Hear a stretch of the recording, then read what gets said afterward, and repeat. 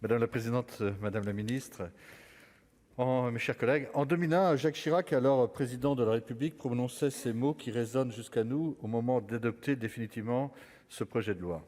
Je cite : Les harkis ne sauraient demeurer les oubliés d'une histoire enfouie.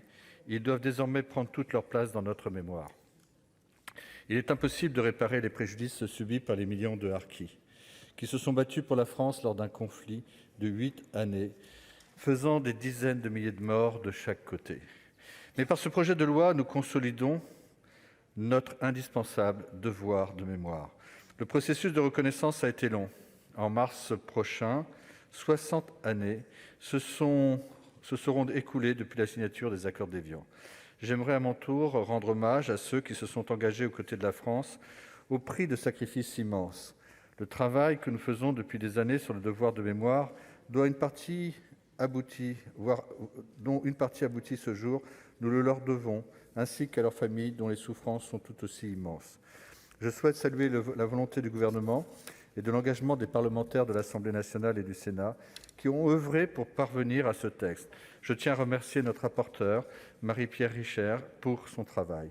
Les discussions menées et les précisions apportées lors des examens ont montré le caractère essentiel de ce texte pour notre pays. Le temps de la mémoire, de la reconnaissance, consiste aussi à porter un regard de vérité sur les événements, sur notre passé.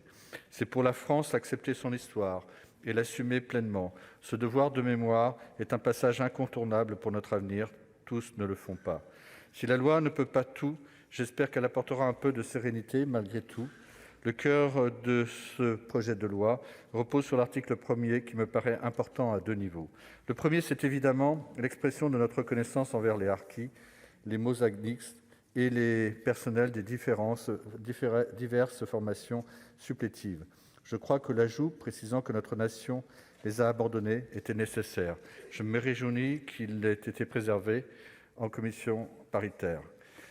Le second niveau rappelle la responsabilité de notre pays quant à l'accueil indigne que nous avons réservé à certains et les souffrances qui les ont accompagnés, dont les blessures sont encore vives. Plus de 80 000 personnes sont arrivées sur notre territoire après le conflit. Les conditions de cet accueil ont été évoquées par nombre de mes collègues, je n'y reviendrai pas. Cependant, je soulignerai l'apport là encore essentiel du Sénat grâce à des précisions importantes. Comme je le disais au début de mon intervention, ni une loi, ni une réparation ne pourra être à la hauteur des préjudices subis. Toutefois, ce texte prévoit un régime d'indemnisation. Le Sénat n'y a apporté aucune modification et je crois que c'est une avancée notoire, même si elle peut sembler arriver bien tard et paraître dérisoire aux yeux de certains.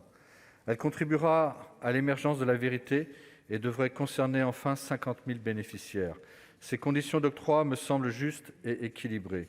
Enfin, et je terminerai par ce point du projet de loi, je salue la création d'une commission nationale indépendante de reconnaissance et de réparation des préjudices subis. Le Sénat a modifié le texte afin de la placer auprès du Premier ministre, ce qui me paraît être nécessaire et adéquat. Les discussions en commission paritaire ont permis de conserver la quasi-totalité des apports manifestes du Sénat concernant cette commission. Dans ses missions au service des familles qui engageront des démarches, elle sera assistée de l'Office national des anciens combattants et victimes de guerre et aura pour but de les faciliter et de les concrétiser. Le texte issu de la commission paritaire est équilibré. Il inscrit dans notre loi la reconnaissance de la France envers ceux qui l'ont servi et qui ont choisi de se battre à ses côtés et qui étaient avant tout des Français.